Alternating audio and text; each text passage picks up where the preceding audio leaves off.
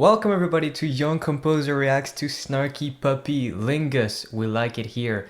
I've heard this song about 4 times already, but people in the comments suggested I did some jazz in this track specifically. Let's jump right in.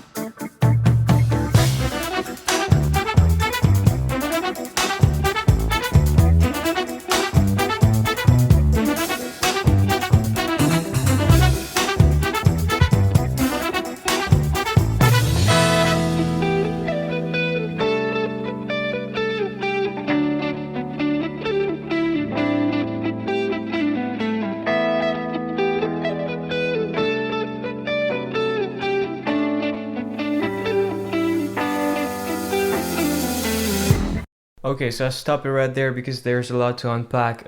First thing that feels cool to me is how natural of a flow this is. It's like, throughout the first 20 seconds, so many instruments come in, yet, after 20 seconds, I'm here, there's brass, there's bass, there's drums, a lot of synth and stuff, and I'm here like, oh, how did this even start, because the flow of the first synth sounds is so good. There's this guy who's playing 2 synths at once, right? I have a hard time saying synths, whatever. And then another one comes in, and then everything sort of takes place. Feels like they probably spent a long time crafting that intro. It just happens magically. It's great. Let's talk about the unusual stuff because I like to do that. The bass has an envelope filter on it. I don't know exactly what. Could be an auto wah. Could be like a synth simulator or something. Reminds me of Flea's sound in the Red Hot Chili Peppers in songs like Serb Psycho Sexy.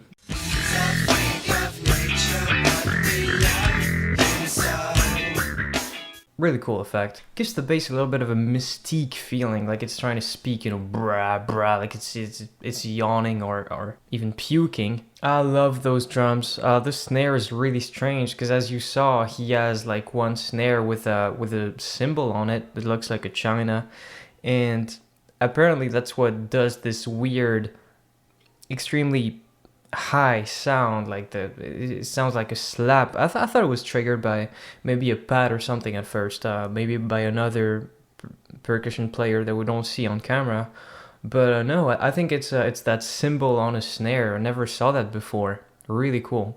And the offbeat crash fills, just great stuff. Let's keep going.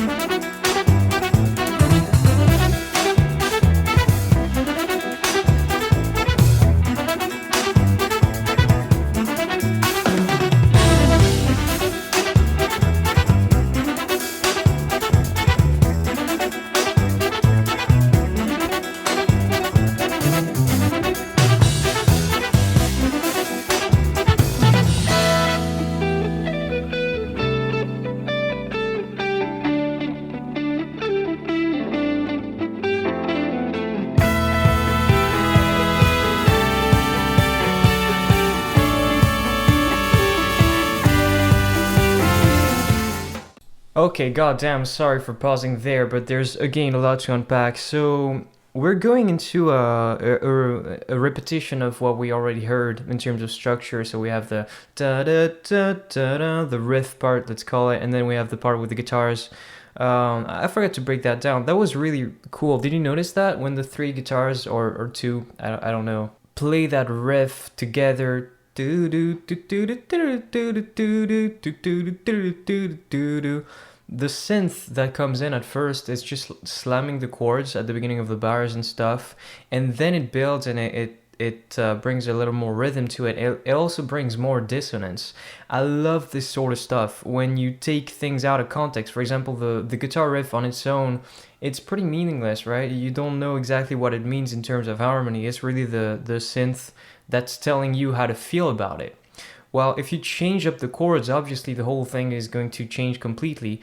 I really love this sort of thing where one instrument stays in the same idea and the others just paint. Again, Red Hot Chili Peppers have a song that reminds me of that.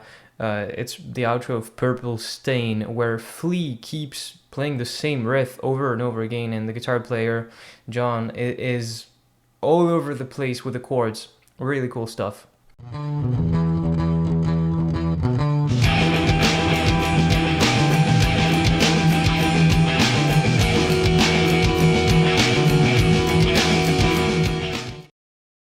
So yeah, in terms of structure, it's really similar. We have the riff played by the brass first, and then we have that different riff played by the guitars and joined by the synth and the rest of the band.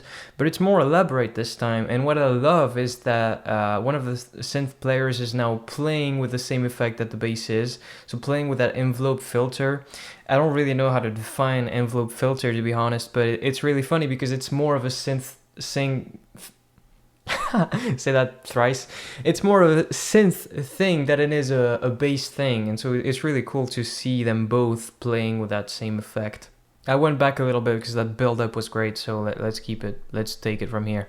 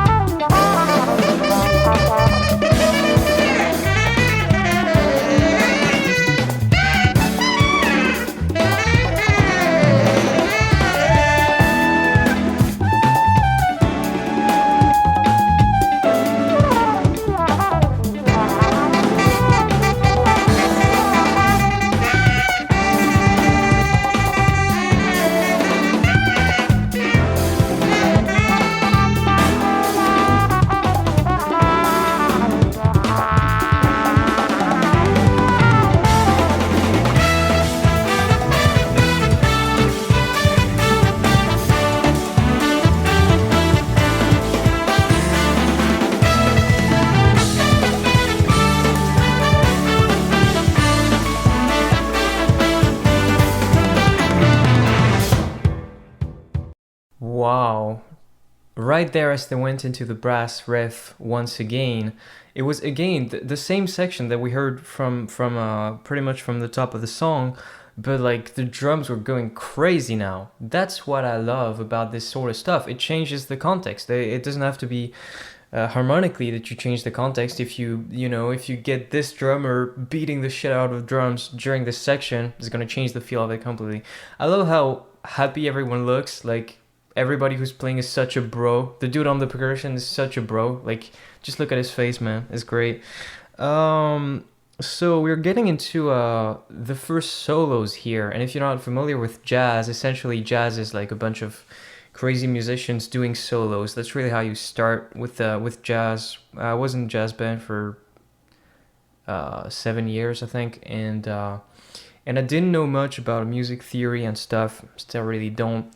but I started soloing like on my second year or so because that's just the culture of jazz. And so the people you're seeing soloing here are, they've been doing it for probably a very long time, and it shows. I love the major minor vibes here, the frustration that it provides, and then the release when they come back to the world that we sort of expect from them.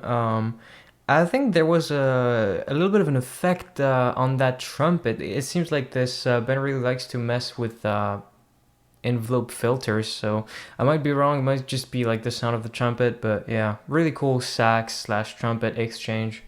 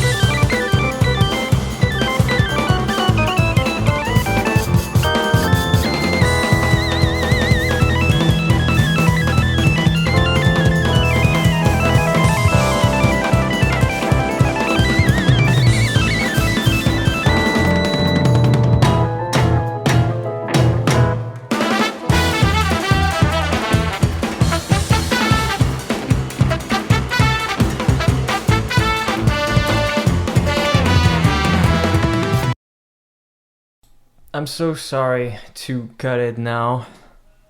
I know it's like the peak of the energy of the song, but yeah, I couldn't really pause it during the solo. Obviously, my jazz solos did not exactly sound like that. By the way, where do I even start? Where do I start? As I said, I heard the song already. I knew it was coming, but I can tell you the first time it took me off guard, and every time it's sort of like I still can't process it. Now, my own approach as a composer when I do weird stuff, like sort of like this, harmonically speaking, is I just have no clue what I'm doing. Okay, I'm just putting stuff together, but I know this guy when he does it, everything's perfectly clear in his mind. So I'm not even gonna try to go into the harmonics of this because I couldn't. This is so unusual. It's really unusual. To me, it doesn't feel like a synth player who's sort of mastered synth at all. I don't think that's what it is. It's more like a completely different approach because this guy plays like an alien, you know?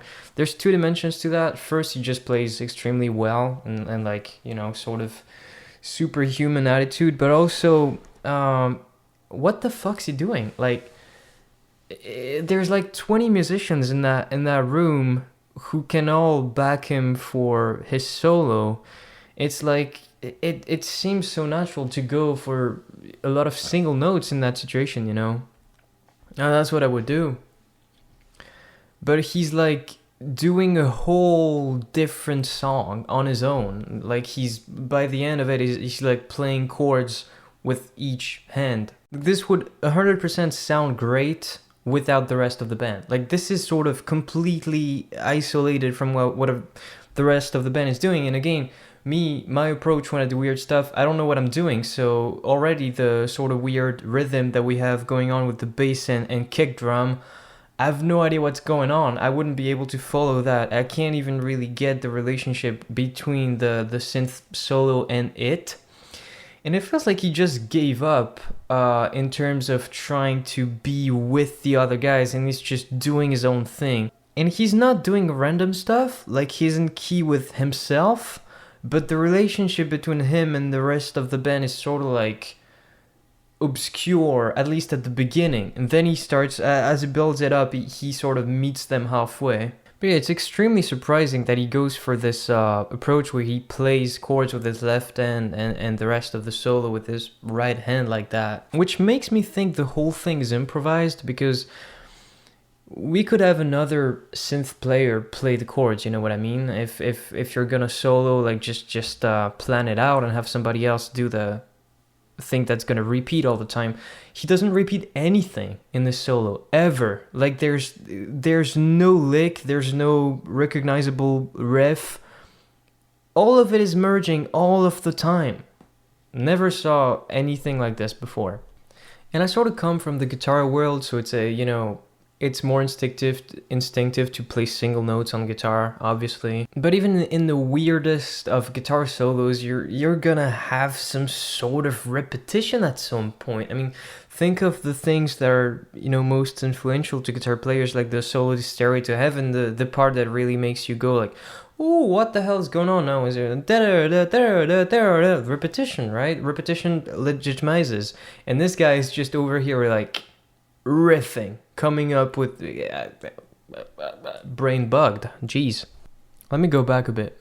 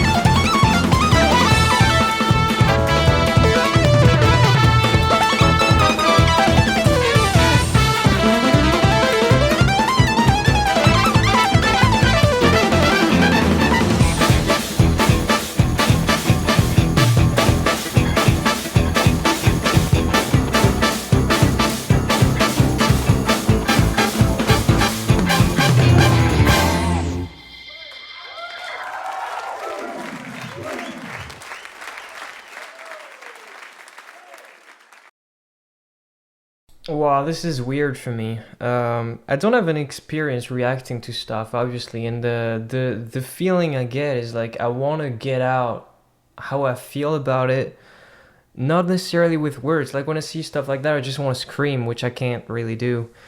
Um, I don't know how to explain it. I feel some sort of way inside. It makes me want to act up. I don't know if it makes any sense. Maybe because I'm trying to get a reaction for the camera or something. Um, I had completely forgotten that he kept on the solo for the rest of the song, which makes sense. Like when you reach such a peak, you sort of have to keep giving. Like I don't know how the rest of the band could match what he did right there throughout the middle of the song. It was like a 4 minute solo. It's insane. Um, when you improvise in music, it's really easy to improvise harmonically, but it's near impossible to improvise structure. So you can't really make up a song on the spot with 20 people in the room in terms of like everybody knowing where this and that section ends and stuff. Too difficult. So that solo was more limited in that way because he had a certain amount of bars to play over, and he was like doing this question answer thing with the brass section, but it was much less alien than the rest of the solo in terms of like it wouldn't sound as good on its own as what he did earlier, because he's not playing chords anymore now, and he really like caught up to the rest of the band. You know what I was talking about in terms of separation, him being in sort of his own bubble. That's burst now. He's back. He's fully in this, and taking that band to the next level, really. Holy shit. Like, I do want to empathize that the rest of the band is sick as well. I mean, you give 4 minutes of solo to anybody, they're gonna look better than anyone else in the band when there's like 20 people here. But yeah, in that specific performance, he's definitely the highlight of it. I'm flabbergasted by what I just saw. Sorry for the constant cuts. Cameras make me weird. And I just cut again. Okay, goodbye. Tell me what I should do next. Woo! Ooh! Okay.